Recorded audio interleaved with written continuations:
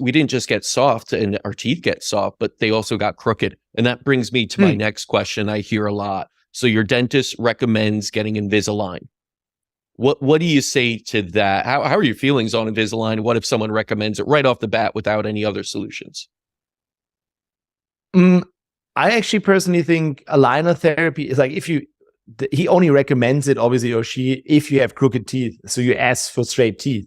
So then I believe, personally, aligners are the best solution because you skip the metal part. Because you have to understand, when I was a kid in the 90s, I had braces twice, metal braces, the standard ones, but there was no electromagnetic fields. Like before 1995, was literally not existent. But after 1995 and now 2023, it's like you would build a huge antenna into your mouth. Yes. And there are studies showing that it can seriously alter your brain and how you function in this world as a teenager growing up, can make you more anxious. Obviously, this is a central nervous system, and you now have an antenna in the midst of it, which can also, on top of it, have maybe nickel in it or whatever. So aligners would definitely be the better strategy. Obviously, ideally supported with osteopathy, posturology, and again, nutrition and lifestyle habits that support that growth of that body.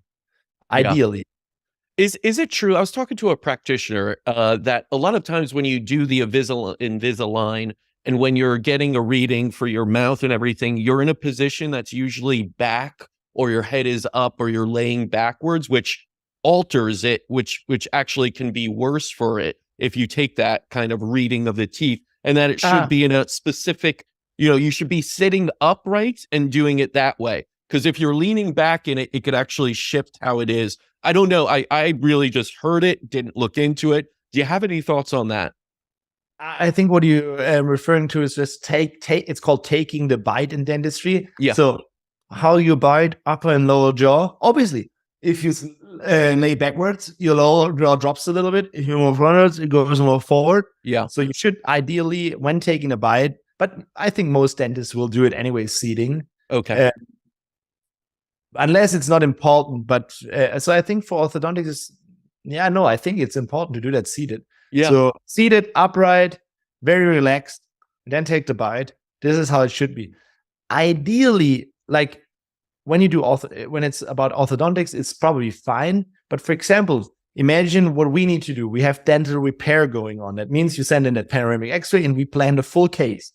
So besides having metals, root canals, and the cavitations, you obviously had a lot of dental repair done. Therefore, your whole bite is probably completely off. And if your bite is completely off, your whole TMJ is off, and your whole neck is off, and your whole body alignment is probably like adapted to this bite. So what we like to do is use posturology in that phase from initially coming in, where we just do the health optimization, meaning taking that metals out safely, placing those immediate ceramic implants, and taking care of the cavitations and all the healing. Then we have about 4 to 6 months of a healing phase. Let's say this is laying the groundwork for the house build up later on. And then when you come back 6 months later, then you get your crown work, your aesthetics, your teeth, which is then the house on top of it. First of all, it's like the basement. We build the basement, solid foundation first, and then it's always form follows function. So aesthetics last. So in that phase, if you're at least close by, we can work with posturology, which aligns your eyes, your jaw, your hips, your feet especially, and use that time to rebalance everything. And then when you come back for the final crown work, we can put it into a nice aligned system. So the alignment should always, obviously you see we have people in the staff that are osteopaths, they work on these things, but I'm also in that whole online platform that I'm building for the future dentist, the biodentist.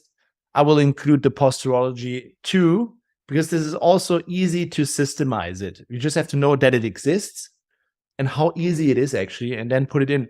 For example, in that 6 months, you will have just different inlets in your feet, like the soles are a little bit manipulated to work on that fascial trains.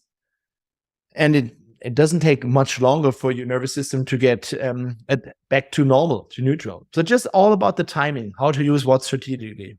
And it's really fascinating that it's a micro to macro. It's what happens here is actually reflected throughout in the macro. and you can't separate the two. So don't think you just have to look at the whole body and the teeth. Yes, it's just, and actually perfect. It's the micro to macro from the posture, because this is kind of like the thermostat of your bite.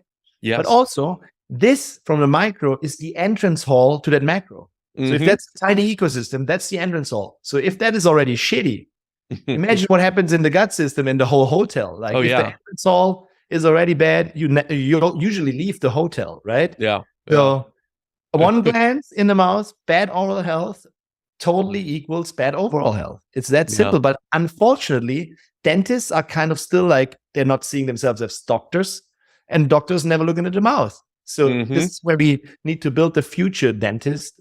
That's what I'm up to. So it's absolutely where we need to go.